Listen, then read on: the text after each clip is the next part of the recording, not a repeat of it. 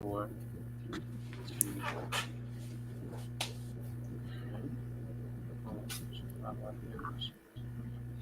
Hello, folks. Welcome to PackReacts. We are back here, ladies and gentlemen, for training camp for the summer. We're ready to start this off. But before we start off, let's hit that intro real quick.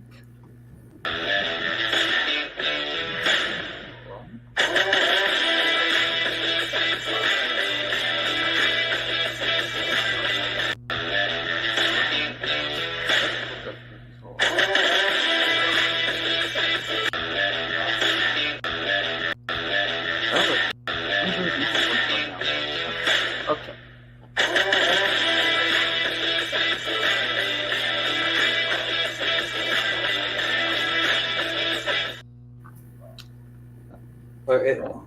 What do you call it? We haven't done it in so long, Jeremy. We can't even get the intro right.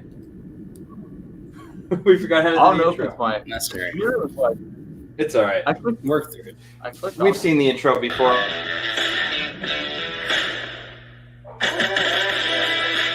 right. Well,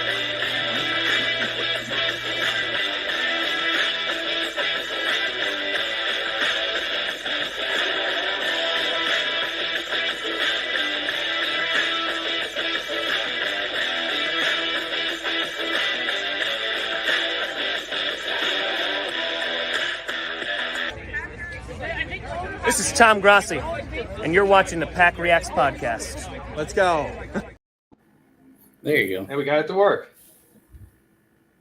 You're on mute though, Jeremy. But yeah, so see, you good there, Jeremy? that worked. Yeah, I'm good now. All right, we're in business. All right, so everyone, thanks for joining. Obviously, PackReacts, we're back after a pretty long hiatus for the off season, but now it's training camp and ready to get into the season. So, as we have mentioned in the past, we're trying to get on as many Packers fan guests as possible. As you saw in the intro, Tom Grossi had his 30 for 30 event this year, which if you guys didn't make out to, definitely would recommend it in the future. It was really great. But one of the great opportunities from there is to meet different fans, either from the NFL or the Packers. And, during that event, we met, or at least I met John. So thank you for joining, John. Really appreciate, one, for coming to the Tom Grossi event, but two, for joining the show. So No, it was great to meet you there, and thank you guys for having me on. yeah, absolutely. So what we usually do when we have a guest on is we just kind of give you the floor a little bit and kind of let you explain kind of how your fandom for the Packers started. So I guess, you're from New York as well, which is why we met at the New York meetup. So kind of just give us a background how you became a Packers fan and yeah. Yeah, you bet. I feel like we had the same conversation when we met at Tom Grossi and Brian Park. Definitely did. I owe it to my dad. He grew up in Neenah, Wisconsin, so he was a Packers fan since birth, and he passed it on to me and my brother and my sister and my whole family. So I've been a Packers fan as long as I can remember. I'm a shareholder. I live here in the city with my girlfriend. She's also a massive Packers fan. She's also a shareholder. We all try to get out to Lambeau for a game at least once a year. So it's kind of become a family tradition too at this point. But I don't know. I feel like it's one of the best teams to be a fan of in sports. I feel like there's something different. There's something special. There's something that's extra fun about being a Packers fan that you can't really find elsewhere. And granted, I'm a 25-year-old Packers fan, so I've only known winning. I've only known Hall of Fame quarterbacks and playoff runs every year. But it's great. I mean, I love being a Packers fan. I consider it a core part of who I am, and that's why I love Packers Twitter. That's why I love meeting other Packers fans. That's why I love doing stuff like this. Yeah, we've said it before on this show. Like, sports, one of the great thing about it, people say, like, oh, don't take that seriously. It's just sports at the end of the day. But it's really more than that because it's kind of the connection you have with just random strangers that you meet on the street that you would have no idea really about their life at all, but you have something to talk about. With your connection for the Packers. So, I had met John once in person. Obviously, Jeremy, we met on vacation. We give you that background, John. Jeremy, I met on vacation in Delaware. I think I may have mentioned that to you. But, we're not lifelong friends or anything. We all three of us just met through the Packers. So it kind of shows you how, a great opportunity that a community like the Packers can provide. And especially the Packers, like you said, with the shareholder thing. Like a lot of people think that's not a big deal. Like it's just you buying a piece of paper. But what other NFL team does the fans, you and I, say you have an ownership in? You can go to the shareholders meeting, kind of hear the financial kind of statistics of the firm. It's really, I think, something special. And I have a story, and I think I mentioned this on the podcast as well. We're owners of the team. But my company, actually, the CEO or one of the founders of the company, Apollo, just bought the Washington Commanders, Josh Harris. He also owns the 76ers, which is Jeremy's basketball team. But, like for us to be in the company of, billionaires is, we can't complain. Although I don't think we have the input that they do. But yeah, it's definitely a special group. Do you have any questions, Jeremy? I have a few more, but I want to give you the floor. Yes.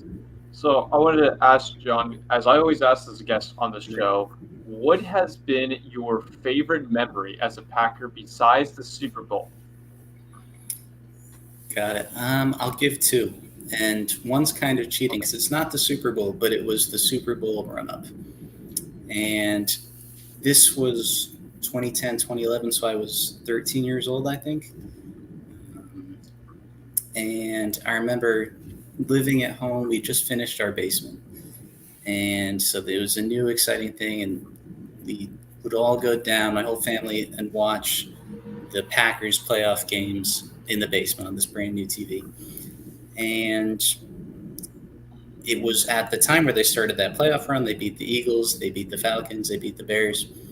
And those games were so cool because we came in as the worst seed in the NFC. And it seemed like each of those games, we were the underdog, and then somehow it went down to the wire, and there was a clutch interception in each of those games.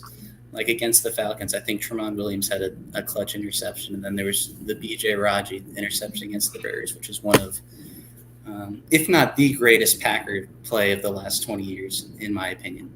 And just watching those games with the family leading up, and then the Super Bowl, of course. But we kind of stopped doing that after a while. We weren't watching the basement anymore until 2020 when we were all back home again. We said we brought the good luck watching in the basement back in the Super Bowl year, so let's watch the 2020 NFC Championship downstairs, and that was a game against the Bucs, which went to hell pretty quickly. So that was kind of the end of that good streak. But that's probably, I mean, it's a bit sentimental, but that's one of my favorite memories of being a Packers fan. I mentioned I got my fandom from my dad, so it was nice to be able to share those games with him. And then another one is, I mentioned my girlfriend's a massive Packers fan, and her whole family is, and they have been forever. They're all shareholders. We go to the games together. It's awesome. But her younger brother, his 21st birthday was on draft day, the year Jordan Love was picked. And so we were, or maybe it was his 20th birthday, I don't remember, but we were all hanging out in the house because it was 2020. There was nothing else to do. It was his birthday. We were drinking, having a good time. And then enjoying this birthday celebration. Then we're watching the draft, and out of nowhere, bang, Jordan Love. And the shock and like, what does this mean? And is there even going to be a season this year? I mean, what's Rodgers going to think of this? Obviously, they told him, right? And everything that went into that. And I know that's kind of a modern memory, and both of the things I just listed don't even have to do with being in Lambeau or anything like that. But those are two memories that come to mind. Obviously, every trip to Lambeau is a special time. And my favorite memory in Lambeau was probably the 2018 home opener against the Bears, which was the game when Khalil Mack screwed up Rodgers' knee in the first quarter in his first game as a Bear. But then he came back out at halftime, and I think they were, 18 points down at half and won the game. Being there in person for that was probably the coolest in-stadium experience I'll ever have. So, I don't know. I mean, that's part of the beauty of being a young Packers fan is there's nothing but good memories for pretty much my whole life watching the team. Absolutely. I mean, me for Packers fans, since I grew up like with the Rodgers with the Super Bowl and like watching the Packers beat the heck out of the Bears, and always been good. I've never seen like the bad side of like the Packers ever. Even when they're bad, they're still pretty good. Exactly. Like I've rarely seen him be like the '80s Packers and be full on bad. I've only seen him be so good, and I hope he keeps going that way. Hopefully, don't have a bad season, but we never know with Jordan Love. Right. You never know. Yeah, it's funny that one thing I picked from that was that you said kind of your best Packers memories not been in Lambeau. It's almost been at home with your friends and family. Yeah. Exactly. I think that also goes to say like how big sports are, the Packers in general are for like people bonding. But my actually favorite memory, and I've said this on the show before, I'm sure Jeremy could point this one out. Actually, has to do the same thing with the basement. It's funny that you said that. Yeah. Because in college, my fraternity, we had like an apartment. A bunch of people lived in the basement of like an apartment building. Really not great place. It was great for parties, but I would not want to live there. Anyway, the what do you call it? Richard Rodgers Hail Mary game. I watched half the game at home before the party started. Right. And the Packers were down big. I was contemplating should I go or not because I wanted to watch the game. I never miss a Packers game. But we were down so much big. I was like, you know what? I'm just gonna go to the game. I'm gonna go to the party. So I left my apartment, went there, and I put the game on in the background. So everyone's having a good time. There's like a sorority mixer going on. I'm just ignoring everybody sitting in the corner watching the rest of the game because even though we're down big, I still wanted to watch most of it. Everyone was ignoring me for most of it, but then towards the end, when we come back, I got like a crowd starting. They start creeping over. Exactly. And they had the penalty, which gave us that last play with 0 seconds left. And I'll just always remember kind of the ball going up in the air. Everyone saying there's no shot that he comes down with it, and Richard Rodgers comes down with that ball, and I just ran around the park. All the girls must have thought I was like high on something. I don't know. They had probably no idea what I was screaming about, but I was just screaming at everybody, saying, "Ha ha, you!" Because everyone was giving me a hard time, thinking they were going to lose. And it was just a great, experience to run around like a party like that, just feeling like I'm on top of the world. I remember doing the exact same thing with my college buddies for the Packers-Cardinals game a few years later when they had the Jeff Janis 100-yard drive capped off by that Hail Mary. Right. And my best friend in college was a Bears fan, so he was actively rooting against me, and that was a very sweet moment. And granted, it turned around, and they lost that game in overtime thanks to Larry Fitz, but it's so much fun. And that was the beauty of having Rodgers as your quarterback, is that you were never really out of it. I mean, towards the end, there were kind of fewer and fewer of those moments. But, I mean, there was always the thrill of I can never turn this game off, like you said. Right. And that's always like – there's no other sport like that, I don't think. Like you can see like baseball, you can see the tide is turning. You can see, it kind of happens over time. But football is the one thing where you can get you're on the 1 yard line, you throw a 99-yard pass to win the game. Like, it's just pretty amazing. And, it's just moments like that you always remember for the rest of your life. And we're really lucky as Packers fans, especially you said like young Packers fans, that don't really have the negative memories of the 80s. Just to, have that growing up. We don't have a ton of Super Bowls, unfortunately. I do remember, I probably remember the Super Bowl the most out of us three. But even I was pretty young for that. It was I was only 15 at the time. So, I wasn't in college. I didn't, have a big party I was just at my house. Wasn't able to really drink or anything at the time. Obviously, I was 15. So, like, it's a different part of my life I was in. I do remember it, but it was just a different part of my life. But it was obviously something great to have, as, a lot of fans don't, all the Jets fans are all excited. John, I'm sure live in New York. Yeah. They're all excited they got Rodgers, but they don't have a Super Bowl in their lifetime. So that's one thing we can hold our hats on. And, we had Rodgers for the majority of his career. And, they might get 1 or 2 years of him, but I doubt they're going to 65%. That's it.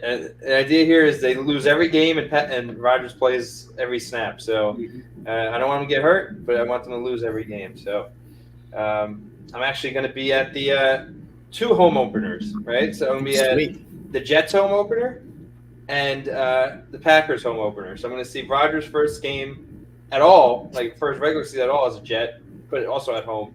I'm going to see Love's first game at home as a Packer, not his first game at all, because they're 2 back-to-back away games. But so that's going to be it's going to be cool. I did not plan that, actually. That'll be awesome. It just kind of happened. That Jets Bills game will be so cool. Yeah, it should be good. So, all right, I have another question. So, one of the big things that I think that's also great about the Packers fandom is just kind of our media space. Like you said, Twitter, I'm part of the Reddit community as well, Instagram or whatever. So I'm just curious. I know you have your own Twitter or X, I guess it's called now, Right. platform.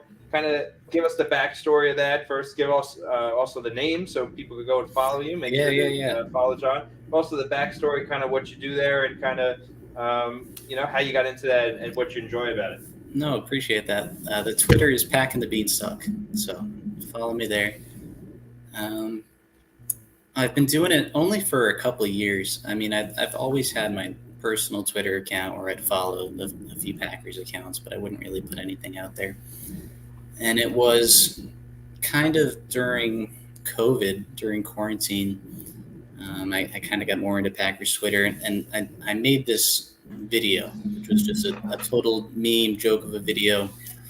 It was like a scene from Despicable Me, I think, but I replaced all the characters with Packers players, and it was something about the drama with Rodgers. I don't really even remember what it was about. And I thought it was cool, and so I wanted to get it out there. So I made a Packers Twitter account. I made Packing the Beanstalk. And I just threw it out there. I think I had 3 followers at the time, and I tagged Aaron Nagler. And he retweeted it. He was nice enough to retweet it, and it kind of gave the account some juice early on because a lot of people ended up watching and following me. And it's just a fun hobby. I mean, you guys know as well as I do. Packers Twitter is a fun way to kill time. It's a fun way to stay engaged and be a sports fan and follow the team. I've only been doing it for about 2 years, but it's like I said earlier, Packers fans are just special, and it's a community. And I would guess it's probably the biggest online presence of any sports team has got to be the Packers. Even though I'd say Bears Twitter has gotten a bit more loud and annoying since the offseason started, I still think Packers, there's got to be more content out there for the Packers than any other team. So it's a lot of fun. My account's like 80% jokes, some of which only I find funny, 20% semi-serious analysis. So it's fun. It's fun to be able to have a voice and chip in and crack jokes and share your thoughts and have people who engage with it. Because Packer fans are just the best. Yeah, I agree. I think I think you said like jokes. That's a great thing. Like I do some memes sometimes. I actually had one of my memes retweeted by Kurt Bankert with awesome. His knee. So that one was actually did really well. But I think I did that on my personal account at the time before we had the PackReacts page. So I have to get another meme to blow up like I did there on the PackReacts page so we get some more followers. But yeah, no, it's great to just kind of have a lighthearted kind of approach to this stuff because some people take it really seriously, give a lot of stats and stuff, and that's great. I don't know. I'm good at football, but I'm not great at like X and O's.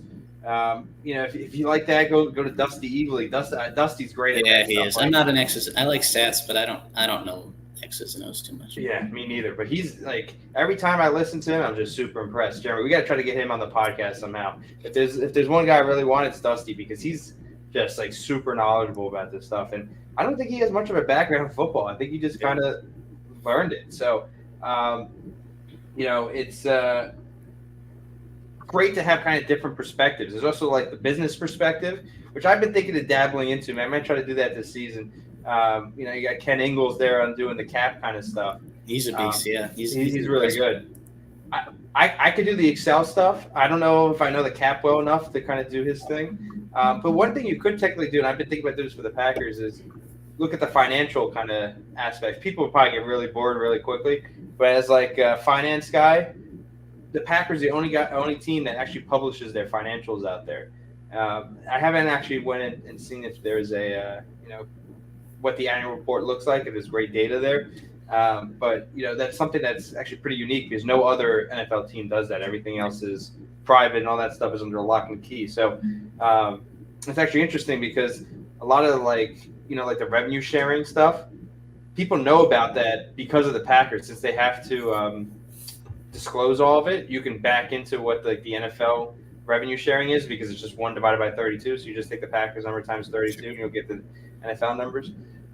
So because of this kind of like ownership structure, there's actually a lot of transparency that occurs because of that. But yeah, no, it's great that you got into Packers Twitter during COVID. I think a lot of people picked up new hobbies or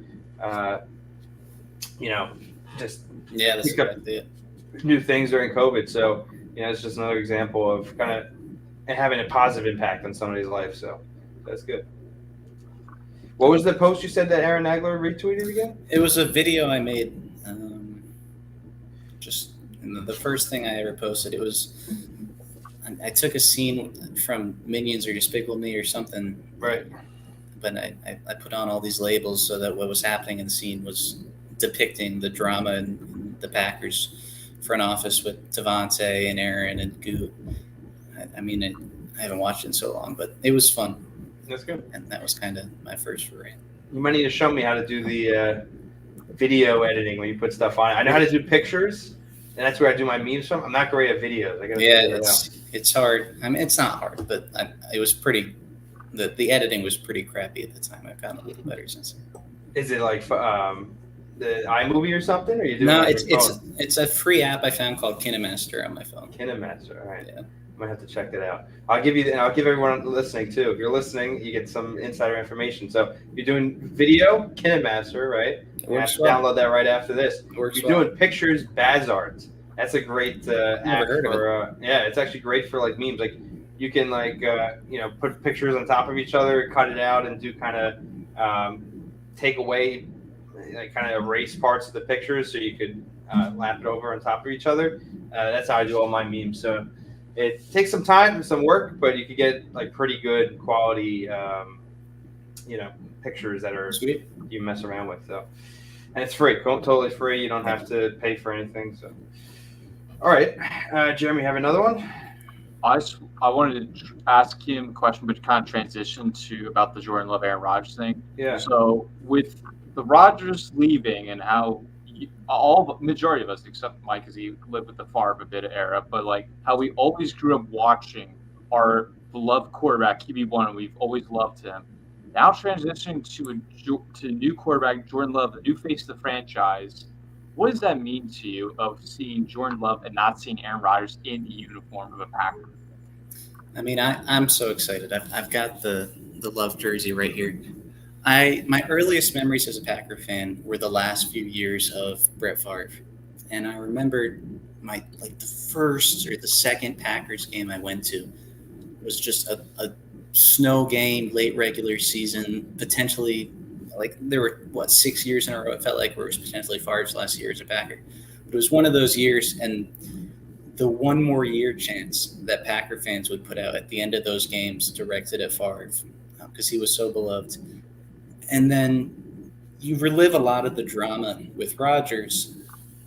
But, I mean, at least the last 2 years, he wasn't getting those sort of chance. And he was still beloved, and he was still a fan favorite. And when he'd go off the field doing his thing, it would still be a very sweet moment. And when he went down the tunnel with Randall Cobb after the Lions game, that was a crazy moment.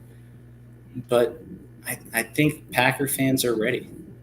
And there were things that happened the last couple of years with Rodgers, kind of on a non-football level, that rubbed some people the wrong way and made people more ready for Jordan Love. But on the field last year for Rodgers, it was kind of a mixed bag. And I said earlier that the clutch moments and the huge games kind of got less and less frequent in his last few seasons. And he's still a legend. He's still my favorite Packer of all time.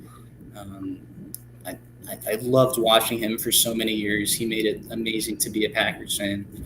But I'm ready, and I definitely think you got to manage expectations. And Packers Twitter has its biases, but it sounds like Love looks pretty good in camp. And hopefully that's something that's making a lot of Bears fans nervous. And, I mean, we'll find out week 1.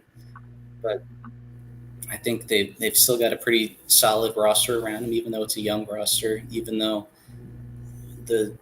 you were talking about the cap, even though they're spending like $20 million less on offense than any other team in the league.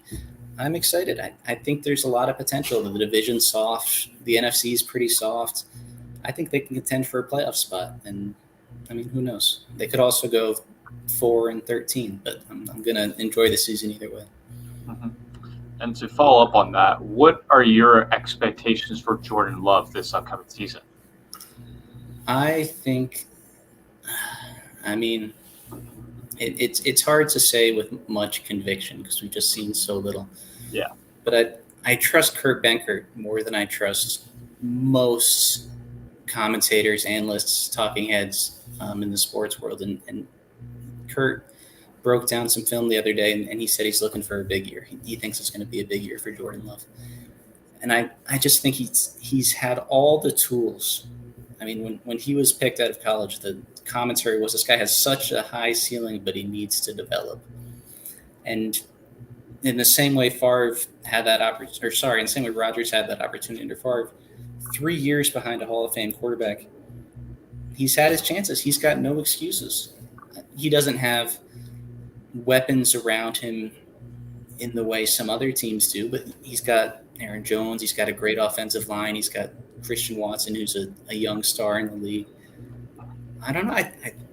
It could be messy, and if it's messy, that's okay. It doesn't mean it's going to be bad long term, but it could be decent. And Rodgers was just decent last year, and they contended for a playoff spot until week 17. So I don't know.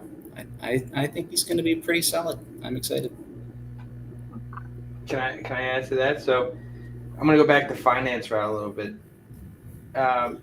So my company, I don't know, somebody said that investing is like investing in tomorrow's future today. That's exactly. And I think that's what Goody's doing here. Like when they picked Jordan Love on their birthday, the 21st birthday you mentioned, I was shocked that day, as it sounds like you guys were too, right? Like, how does that make sense when in this kind of day and age with the way the CBA is and the contracts, you have a window when you draft a young quarterback of the, 5 years, right? In the first round, you get the 5th-year option. You have a cheap quarterback, and, you have a lot of money to spend elsewhere. Look at Patrick Mahomes as a great example of this. How could they do that when you have Rodgers coming up? I mean, I know he wasn't having great performances the 2 seasons leading up to that, but were you really ready to move on from Rodgers in the next few years? I think they thought it at the time, that he came back and had those 2 MVP seasons, and they kind of rethought it. But I think everything kind of played out exactly what needed to be for Jordan Love, because you've seen a lot of quarterbacks, say Zach Wilson, Josh Rosen, right, where they really weren't ready coming out of college. They had the tools necessary, but probably could have used a few years to sit. But just in this new kind of world of drafting quarterbacks, like I had mentioned, you don't really have the luxury anymore because there's such an upside monetarily to do that. It's a great point. Yeah, the Packers went that route. Now I think they kind of did it by default because I think they probably wanted to give him a year, maybe 2, and because Rodgers kept winning and winning those MVPs, they really had no choice. I think in an ideal world, they probably would have still walked away from Rodgers last year, not given him the new contract. Kind of did that Denver deal, got all those picks for him. Right. So I don't think it played out perfectly, but without not making that deal last year, I really think this is probably as perfect of a situation we could ask for with Love. I think he's got to be ready. If he's not ready now, he's never going to be ready. So we have to figure this out. So I think this is probably the best situation we could be at the moment. And then also, if we're going to invest in the quarterback, we kind of have to go all in investing for the future. So, we're investing in young receivers, young tight ends. They didn't bring Mercedes Lewis back, which I love. I love Mercedes Lewis, but it doesn't make sense to have really old pieces in a team that needs to build. You need to give the reps to the young guys because ideally, I mean, we're not really going to win a Super Bowl this year. We could say we're going to, but I doubt it, and I don't think anyone's going to put any money on here. If you'd like to, go ahead. But, so if you're not going to win a Super Bowl, which is the ultimate goal of being an NFL team, let's use this time as an opportunity to see what we get in the young guys, and also let Jordan Love build a rapport and kind of a relationship with the guys that he's going to be playing with for the next 4 or 5 years if he shows promise as a quarterback in Green Bay this year. So I really like what they're doing, albeit not making the decision to move Rodgers last year, but I really liked all the decisions they've made kind of starting this offseason. I think Goody played the trade great, trading Rodgers away. We got a pretty good return for him. Great draft, in my opinion. We'll see how it plays out. But, as you said, Jordan Love is showing some promise here. And if he can play, 75% of his potential this year over long term, we'll see kind of what we have in him and then really invest in him moving forward. That's really what I'm looking for this year. Make a decision that Jordan Love is the guy or not the guy. That needs to happen this year. If we wait 3 years to make that decision, then it could be bad in long term. But this is the year to see if Jordan Love's the guy. And if Jordan Love's the guy, then we go not all in, but we get him the young pieces he needs to succeed in the next 2-3 years and give him a new contract too. 100%. So I think that's the biggest decision that we need to make this year. It's really a exploratory phase. That's all we're in. We're in the first year of a relationship with somebody. Do I really want to be with this person or not? That's kind of what we're figuring out here. So I think it's exciting, and it's time to, Rodgers is happy in his new, digs in New York. It's good for him, but I think we got to be happy too, because if we would have brought Rodgers back, it would have just been the same cycle all over again. And that really could be the risk there, is if you, just do the same thing over and over again, don't win the Super Bowl, and Rodgers not getting any younger. That's the thing, right? Love is younger, he has upside. Rodgers doesn't have any upsides. Win now or kind of forever hold your peace. So. Yeah, I mean, it's a valuation year too, because we're looking not only at Jordan Love, we're looking at Matt LaFleur, because not many people gave him credits of where he should have won Coach of the Year many years ago during that COVID season or the other season when Rodgers won MVP. Like a Brian Gutekunst, he had the balls to choose him in that draft when he could have taken a wide receiver like T. Higgins, for example, because the Packers were right there from the NFC Championship game, because we overachieved that year, guys. We all know. But we go from that for just picking the quarterback during that draft. Now we're all the way here. We've moved on, as we always like to say. You got to move on one side. You can't be stuck in the middle of the river, as me and Mike always like to say here. But this is the evaluation year. We got to see what everyone's capable of. So this is either going to be a great year, mid-year, or a bad year. We don't know. We will find the answers out through the season. I agree. But that's the beauty of it, is we're finding this out. And that's why I'm excited to go for week one. I think that's going to be the game to go to, because I'll see you there. Yeah, John's going as well. So if you guys are going to be at week one against the Saints, week 3 against the Saints, the home opener, definitely hit us up. We're love to meet up. But that's going to be an exciting game, because we have everything ahead of us at that time. Even if we're going into that game 0-2, right? We still got everything ahead of us. It's still the first game back. Jordan Love, his first game in Lambeau Field, because he's played 2 games, but they were both on the road in Philadelphia and Kansas City. So he hasn't played a snap in Lambeau that meant anything. Maybe he's knelt something down at some point or just handed the ball off a few times. I can't remember if he has or not. But this is his first game really ever in Lambeau Field. That meet like a regular season game, obviously. So yeah, I think that's gonna be exciting thing to do. So glad that we're both gonna be at that game. But yeah, I think it's just exciting. That's all it is. It's kind of new. It's a new path that we haven't ventured down before, and there's just a lot open and a lot to learn. So I'm excited to take the ride. And worst case, we fall flat on our face, but we still have Packers Twitter behind us. So we still got the best fan base in the league, really in all sports, I think. So I agree. We can't be too sad at the end of the day.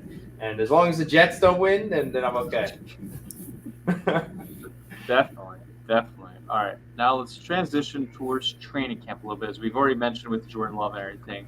Who are you for this training camp? We've already talked about Jordan Love, and as the reports were saying, there have been days where he's had good days, there have been days where he's had bad days, mid days. What are you looking forward to in this training camp, and who's your guy you want to make that roster spots? That's a good question. I don't know. I think a lot of Packers Twitter will say, and I fall into this boat too, it's about the receivers. And they are the youngest receiver, and I got to group the tight ends in there too. they're the youngest group in the league by far. They're with this brand new quarterback. Last year, Romeo Dobbs was wide receiver 1, and he had a very good season for a fourth-round rookie, but it ended up being Christian Watson who became the star, and he scored like 9 touchdowns in the second half of the season. But if Dobbs and if Watson can take the next step, and Torrey, if he can become a kind of a rotational guy, you can play like 40-50% of the snaps. If Jaden Reed can add some value in the slot, and you pair that with the super young tight ends, that's what Jordan Love needs. Every young quarterback's going to develop more smoothly if they've got the pass catchers. And hopefully they run the ball a million times with Aaron Jones and A.J. Dillon this year, which is something they've kind of refused to do in the past. But I don't know. I'm excited about the receivers. I'm excited about the secondary. I think with Stokes healthy again, hopefully he's healthy. It sounds like he's pretty healthy. And then Rasul, it sounds like he's having a pretty solid camp. That could be a great secondary. So I don't know if I have one guy. I'd love to see Josiah DeGara kind of figure it out and be a competent Packers third-round pick, which I haven't had in a long time. And I think I saw on the first unofficial depth chart he's listed as a fullback. So if they could get something out of the fullback position, that's just exciting as a football fan. When you're in Lambeau, when you're crammed into the bleachers and it's freezing cold, you love to see a fullback doing stuff. It's more fun when you have a great fullback. And they haven't in a few years. So I think that would be cool. But I don't know. Like you said, I don't follow training camp extremely closely. I read the tweets. I watch Big B's videos. But I don't know. I'm excited. I'm excited whether they look okay in training camp, whether they look not so okay. I can't wait to get to the regular season. Shout out Big B, by the way. I heard he's heard he's on the blacklist of Lambeau Field. But if BB, if you're watching this, feel free to reach out. We got to actually get you back on the show. I want to hear what's going on with that. We got to get the inside scoop. Big B, aka Edward Snowden, taking these. Yeah, exactly. He's gonna be testifying in front of Congress pretty soon about what's going on in Packers training camp. But I think that's great. I think the receivers and the kind of the outside is going to be interesting with like the young people. But for me, Jeremy, just to add on to what John mentioned, I think kind of the trenches is going to be a big thing this year because offense and defense. I'll take the same. You went on the outside, kind of the receivers and quarterbacks. I'm going to take the trenches.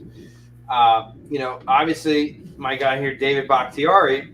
Hopefully he has a more healthy season than the past. I know he was out for family night, but apparently that wasn't of any concern. But I think we're kind of at the point in his career where it's going to be not necessarily week by week, but kind of walk on eggshells with if he's going to be playing or not. I really think this is his last season. If there's one guy that probably shouldn't be on this team, barring his contract, just kind of going all in to get younger, it's probably Bakhtiari. Like there really is no upside to him long term. I bet you they trade him to New Jersey Jets next year or New York Packers next year. But I think he obviously is one of the better left tackles still in the league if he's healthy. So one thing, if Jordan Love's going to have a successful season, we need to protect him. And that's a little bit that's concerning. It's concerning, I got to say, because is Bakhtiari going to be healthy all the time? We're not sure, right? So that's a question mark. Elgin Jenkins moving back to left guard, so hopefully he's a stalwart there. But I don't know if you guys noticed today, but in the joint practice with he's throwing punches. He's got throwing punches. Yeah. So who knows? They might suspend him or something. I don't know, but I highly doubt they'll suspend him for a game. I don't even know if the league would suspend somebody for a fight in training camp. I don't think so. But maybe the Packers do. I don't know. But that's not great. That's not something you want to be seeing. So. That's Elgin, but I'm not too worried about that. I think he'll get his stuff together. Josh Myers, that is looking like a worse pick day by day. I mean, I don't know if you guys follow Andy Hermit that much. I know Jeremy does, but apparently there's been 5 mishandled snaps, and not different quarterbacks, not just Jordan Love, but Josh Myers has been the common denominator in each one. he's given up a lot of pressures, and like they had the guy that went to the Chiefs that got picked right after him, Creed Humphrey. Creed Humphrey, right? Yeah, he's an all-pro at this point. That's looking like a bad pick. I don't see how you can, make that distinction because it's literally back-to-back picks, and the Packers pick first. So, that's a concern with Josh Myers at center. Then you got John Ryan at right guard, which obviously John Runyon's pretty good, so I'm not too worried there. But he's still pretty young. We never know. And then apparently on the first depth chart that came out, Zach Tom is going to be the tackle, not Yash Nijman. So hopefully that's a little bit of an upgrade. I know I liked what I saw from Zach Tom last year. I liked Yash too, but I think there's probably more upside with Zach. So, it's decent offensive line, but I think we'll see. Apparently, against Cincinnati on Thursday, right? Or is the game tomorrow or Friday? Friday. It's Friday, right? So what do you call it? If Jordan Love's going to play, the starter's going to play. The offensive line starter is going to play. Yeah. So we'll kind of see what they're looking at for our starting offensive line and also how they're playing cohesively.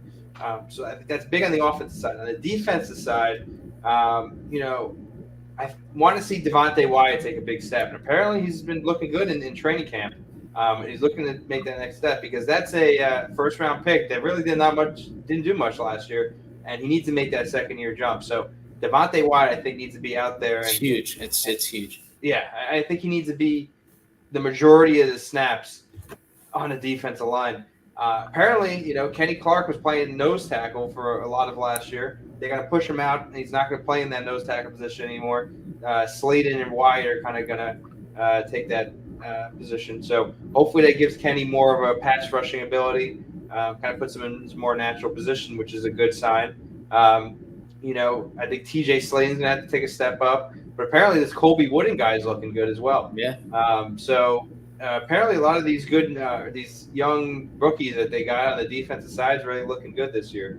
I think the trenches is always big for football, obviously. But really for this year for the Packers, there's a lot of question marks that even if Jordan Love and the skill position players are really good, which is where a lot of the upside is on this team, I don't know if we have as much upside on the offensive line, and the defensive line. I think there's definitely some upside there, but the offensive line is a real big question mark.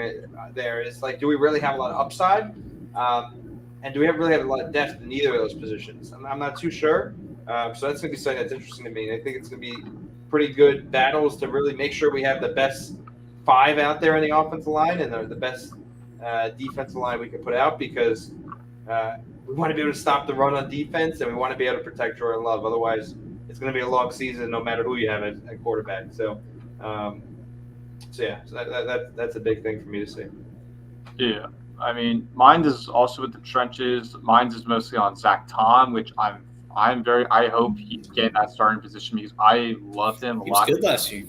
Yeah, he was very good last year, especially how big he is too. When you see him in person. He's a mammoth out there of how big the guy is. I think he could be a huge addition because right tackle is a position that not many look at. They mostly look at the left tackle because that's the blind side. The right tackle, I think, is undervalued position on the offensive line that has to be taken care of. So that's a big thing for me. Josh Myers, on the other hand, that's a huge concern to me of how he's had the penalty issues, everything like that. That needs to get resolved right away because we took a bad player, basically, over all-pro Creed Humphrey. That's a bad look on Brian Gutekunst right off the bat. We have got to fix that. Now, he might not be better than Creed Humphrey, but we got to fix Josh Myers to be a solid player there. Then on the defensive side, I'm really looking for Devontae Wyatt because I've heard a lot of good things from him. Andy Herman, Big B, all of the reporters that you can go look on Twitter and Packers Twitter, all of them. Really like how Devontae Wyatt has worked this offseason. They really like how he's done the job. So that's a big thing. I'm looking forward to Devontae Wyatt taking a huge step forward, taking a huge, massive jump. So that's the thing there. And the defense. Now, the defense was heading into last season, was supposed to be a top 5, top 10 defense.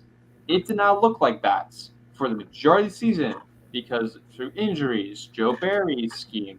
But then during the when they beat the Cowboys, and then from that, the defense started to be very going good and started to go upwards trend to end the season.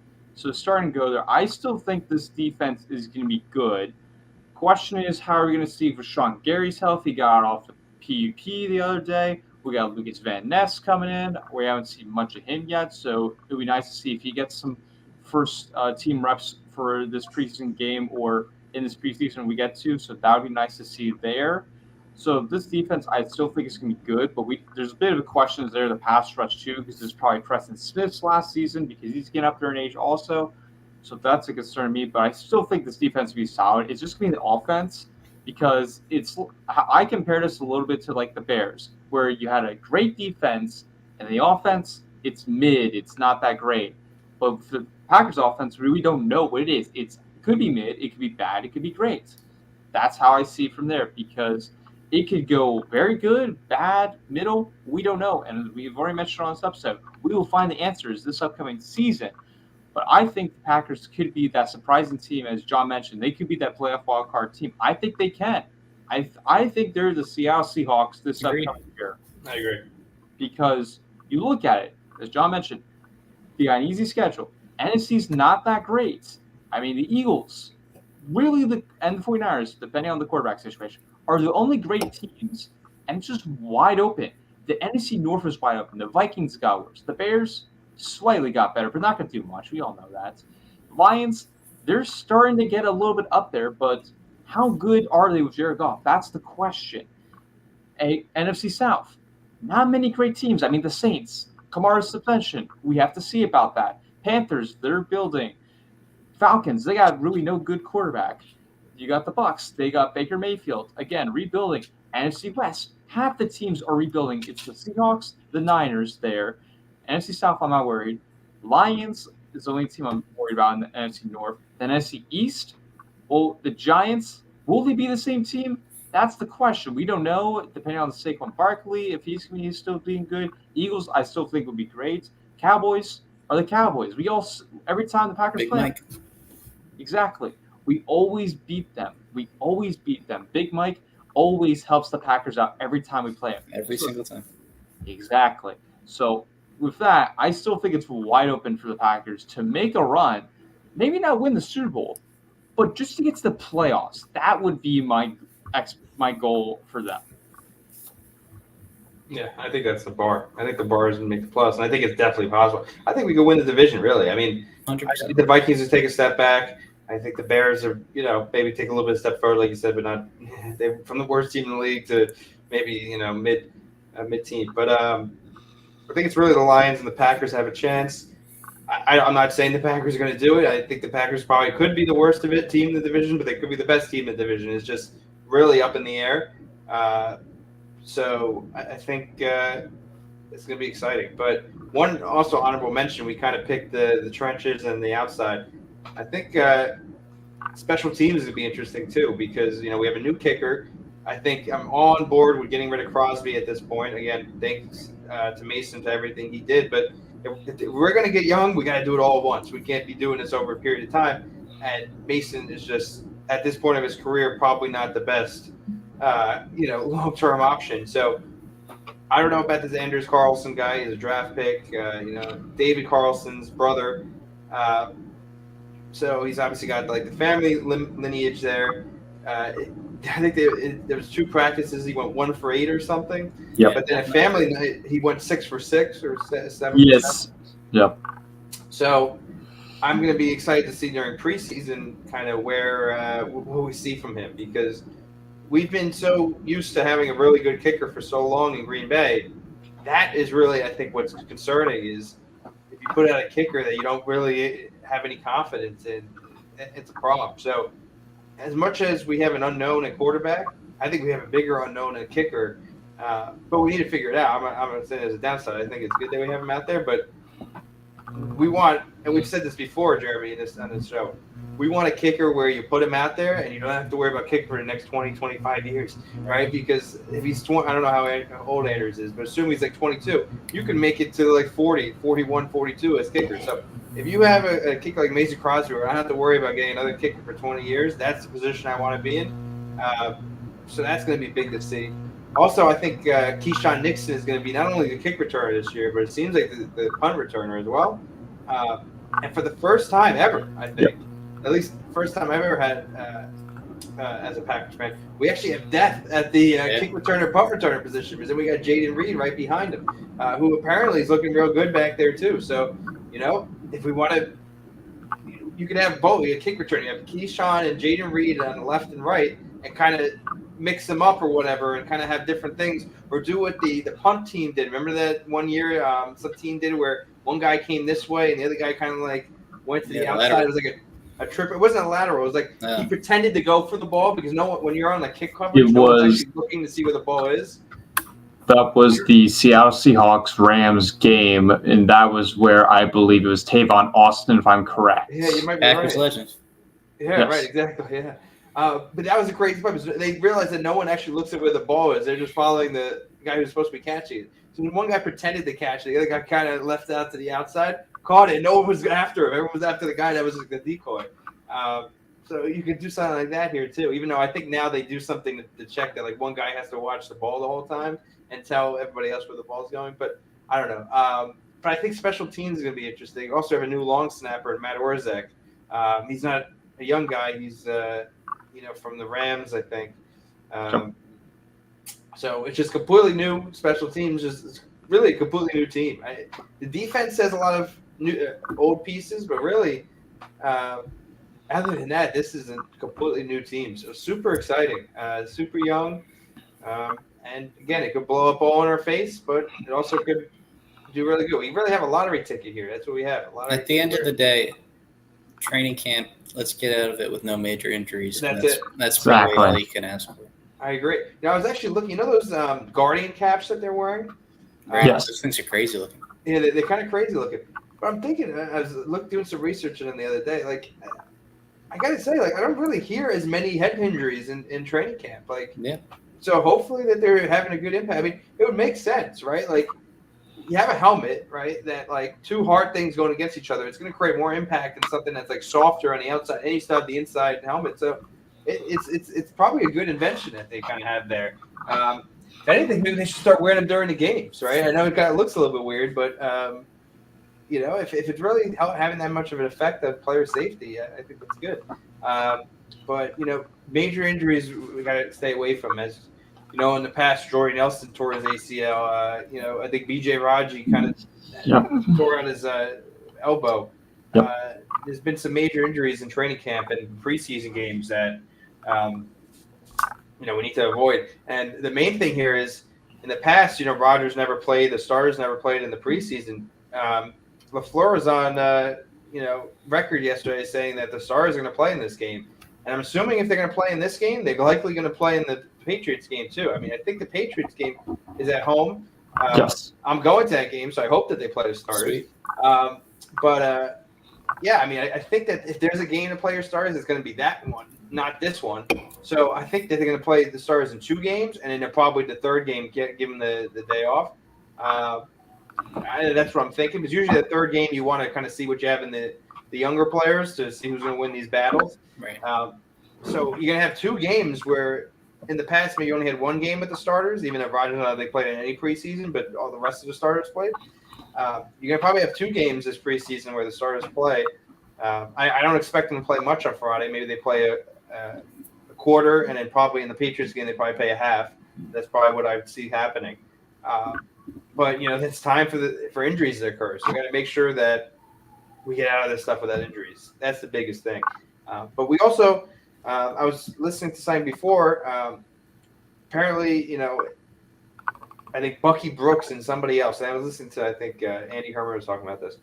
They went to a bunch of different training camps, and I think they went to the Steelers. They went to something else, but I think he was really harping on the Steelers and saying Mike Tomlin is super physical in his practices, which the Packers don't really do. They kind of stay away from live tackling. They want to just get people out without injuries.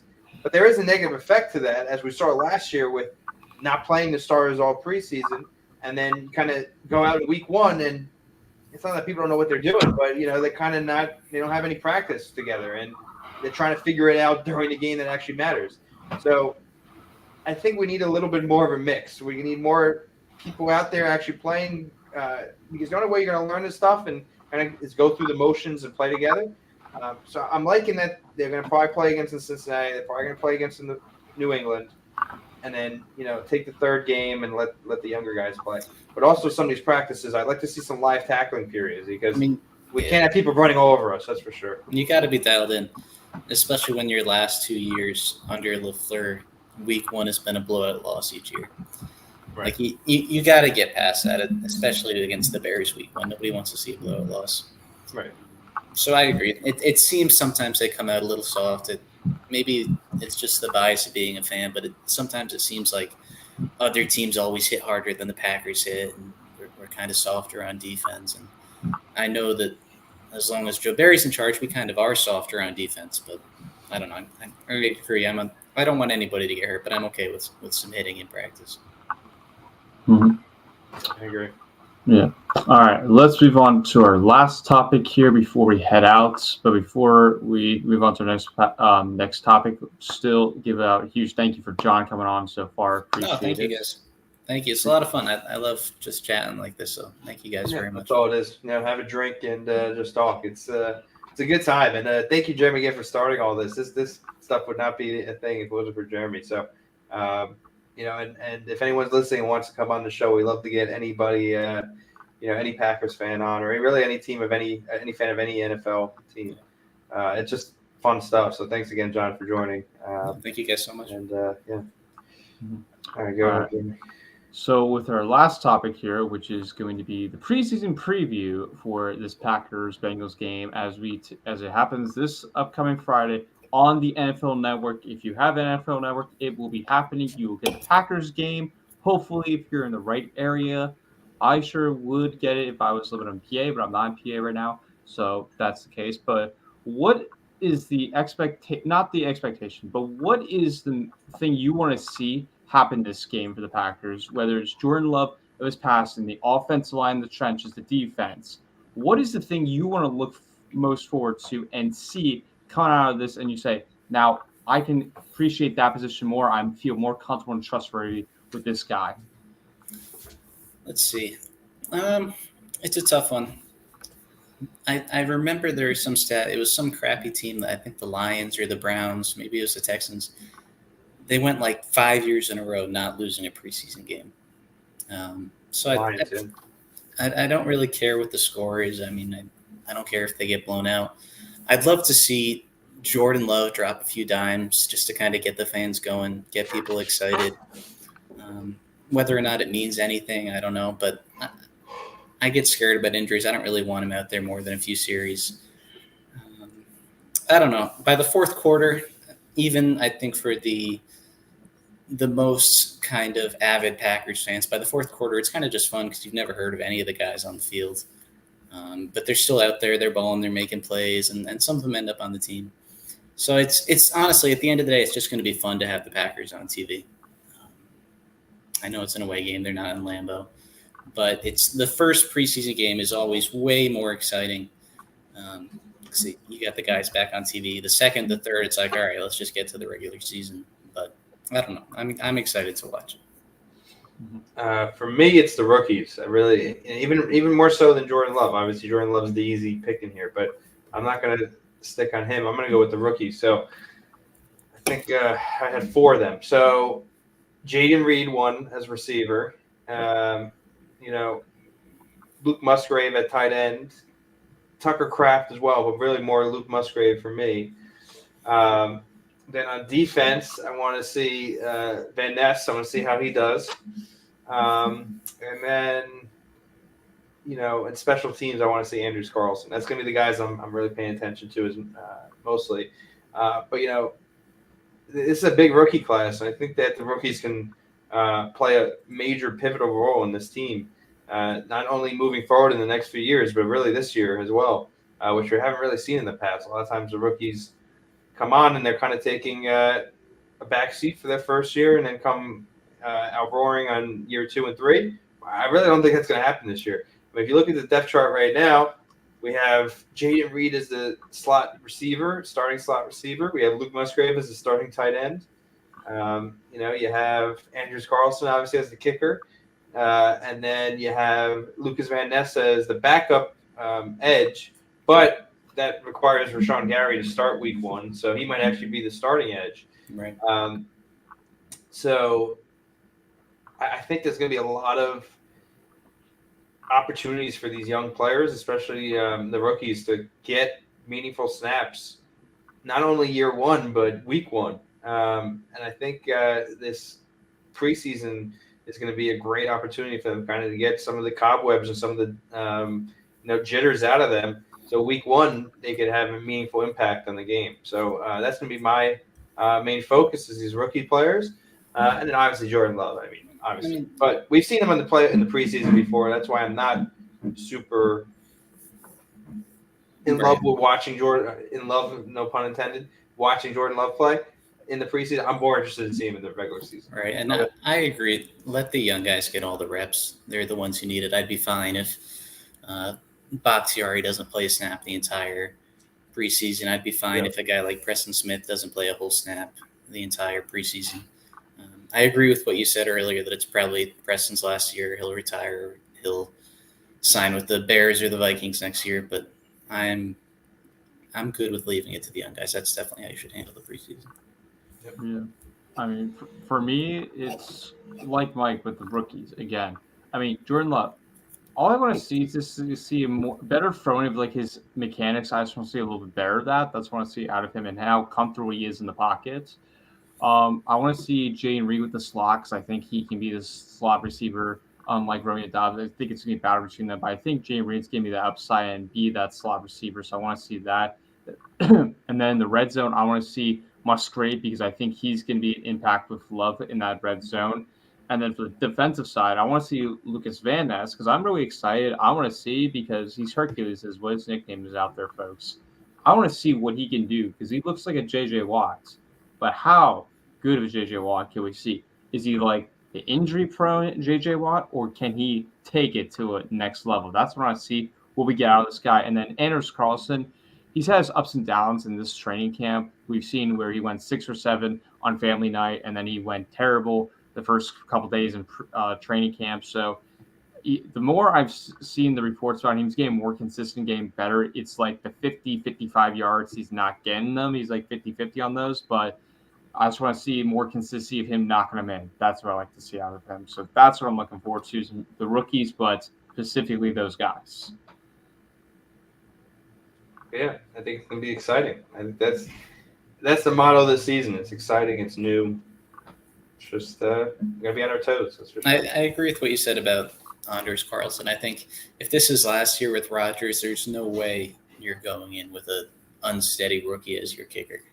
Because when you have Rodgers, the expectation is you got to contend or it's not worth it. And, so I feel like it makes sense. Like you said earlier, Mike, when you get young, you got to do it all at once. So I think he's a very good indicator of kind of where Good's mindset is at and kind of the state of the roster right now. Mm-hmm. Yeah, and it's been – I questioned – obviously I didn't want to lose Rodgers last year, but looking back, I questioned Good's decision-making, not getting rid of Rodgers last year. But I think he has redeemed himself quite a bit this offseason. We don't want to be in the middle where, we're trying to contend, but we don't really have the ability to contend. If you're going to take change all at once, figure it out and move forward. And that is what he's doing. So I'm pretty impressed. A lot of people wanted Mercedes Lewis back, and I was not on that boat. I just did not see the upside. Granted, maybe you could have said from like a, veteran presence and kind of, talking up some of these young guys and giving them some tips and stuff. But I don't know. I think they need the reps. I think it's probably better to move on.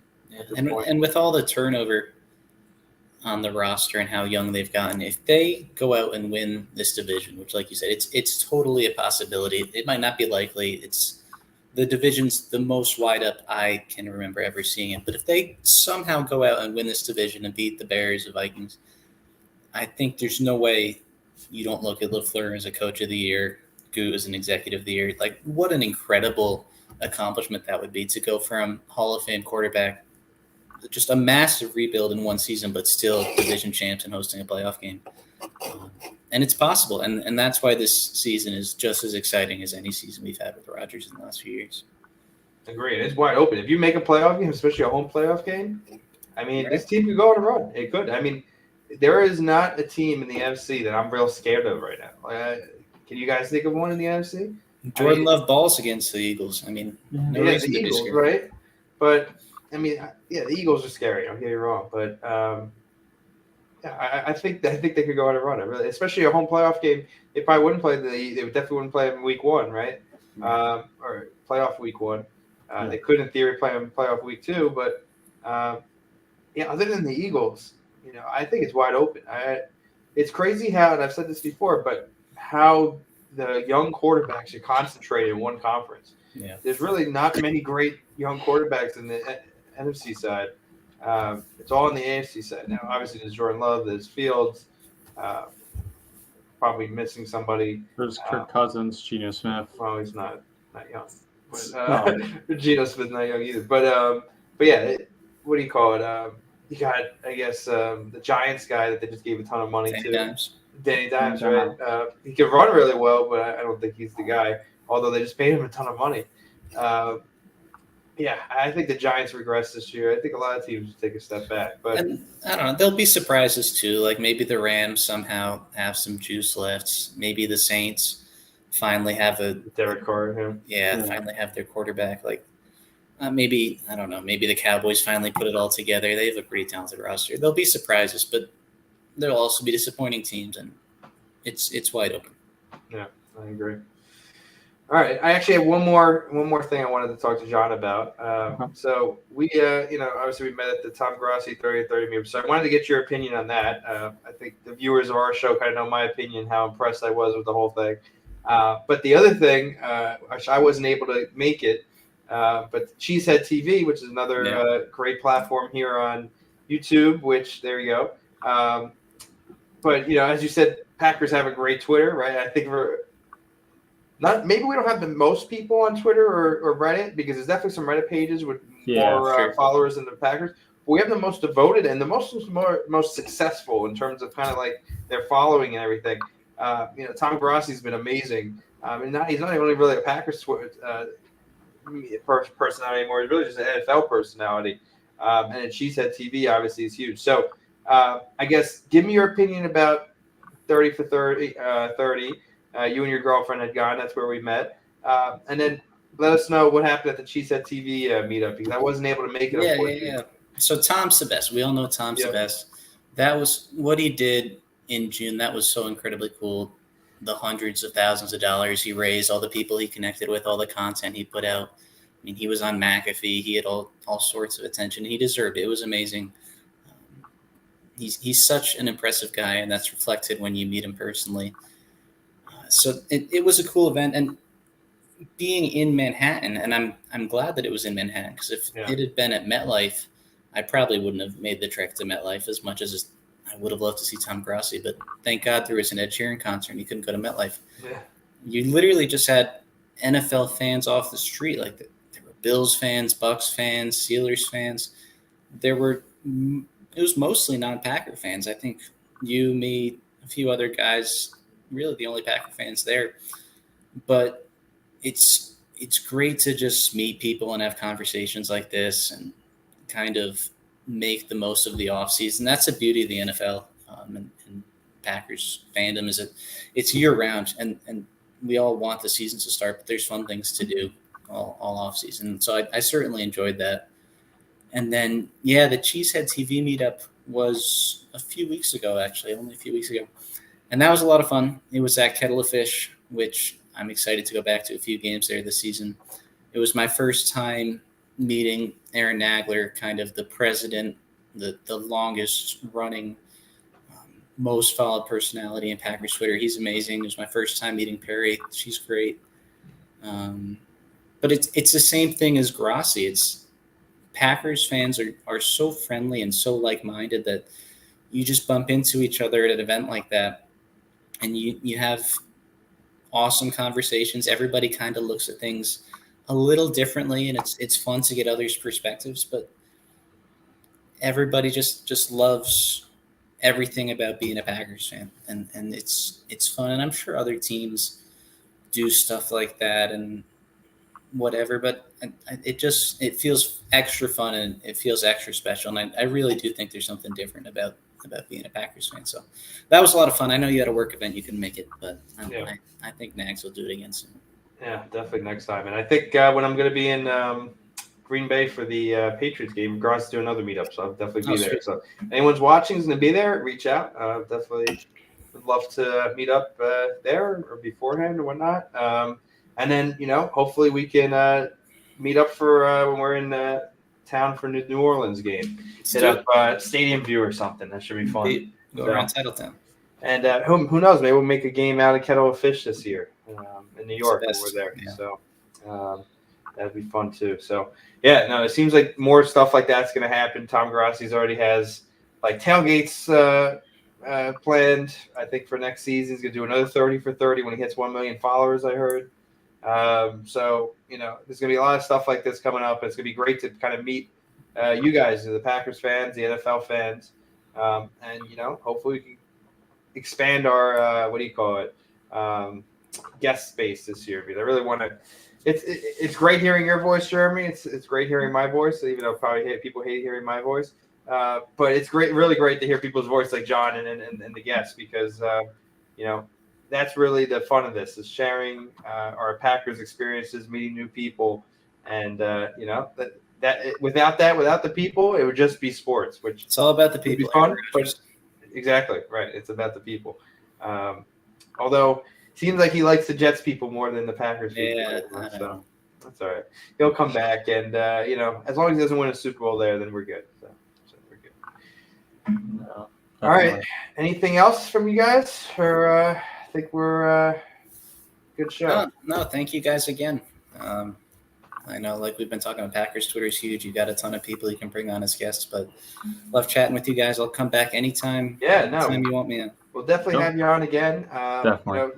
Probably during the season when we've seen where we're at.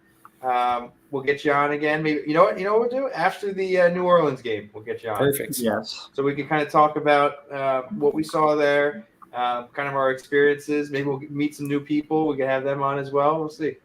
It should be a fun time. So let's do that. Let's do it right after the New Orleans game. Sweet. If you're good with that. All right. And then usually how we kind of sign off, like a lot of other podcasts or whatever do, we just kind of say what's on our, where to find us, what we have coming up and all that. Jeremy, you want to start? You probably have the most going on when it comes to this kind of stuff. So. All right, I'll start off for all of us to give an example. Okay. So, guys, you always know where to find me on this channel here. We've hit our goal for the summer, 250 subs. That was the goal for the summer. We appreciated all you guys stubbing to that. Next goal, we're trying to get to 300 by the end of the football season. So that's what we're mainly trying to go for right now. Videos upcoming. You already saw my video on Monday, which I was doing my YouTube short about the best NFL theme songs in 2023, and ranking them, which includes ESPN, NBC, Fox, CBS, and Amazon Prime, which I've already said. I won't spoil it for you. That's the worst theme song I've ever heard. Jeff Bezos, get some money and pay that again of another song. So I did that. And then GOAT series wise, I didn't have one last week because I was busy with work and internship stuff. But last night I filmed 2 videos, the blind side and the fullback. Hopefully we'll have the blind side come out this Sunday and then have fullback coming after that. And then we'll be having tight ends with couple of guest stars coming on, and then quarterbacks. And then right before that, we'll be doing our top 10 quarterbacks. My favorite video doing, because every time I do it, everyone rants, and then I love the rants coming every time. I appreciate you guys. And then we're doing our staying predictions, which I did not have some good staying predictions from last year, but it's always fun doing that stuff. So that's the upcoming videos for me. We'll go with Mike, and then we'll finish off with John. Sure. So you can find us on the PackReacts podcast. Maybe next we got to talk, Jeremy, about what we're going to do when I'm in Green Bay. I got to do a episode from Green Bay. That'd be cool. So we're going to have an episode next week at some point, as long as Jeremy and I could sync up. But I think I'll have a lot of time at night to record. So we'll do that. I got to think about some short form videos, kind of like you do, that maybe not live or something, do around Green Bay, some fun stuff. So I'm going to try to come up with some different things, and we'll see. It's a new season. We're going to try some different things over here. So haven't figured it all out yet, but we're going to figure it out, and it should be fun stuff. So definitely look to the PackReacts Twitter, though. What I'm going to try to do during practices, and I'll be at all the the joint practices for next week. So I think it's Wednesday and Thursday. So I'm going to make sure to tweet out kind of what I'm seeing. I'm probably not the best person to look at. You have, Andy Herman, all the guys that do this all day. But if you want a different perspective, I'll do that. I'm not going to do what Big B does and take videos when I'm not supposed to. I'm trying to be welcomed back by, Wes, who was on our podcast. And I don't want to, rub anybody the wrong way there. So we're going to do everything by the book, but we will give our opinions.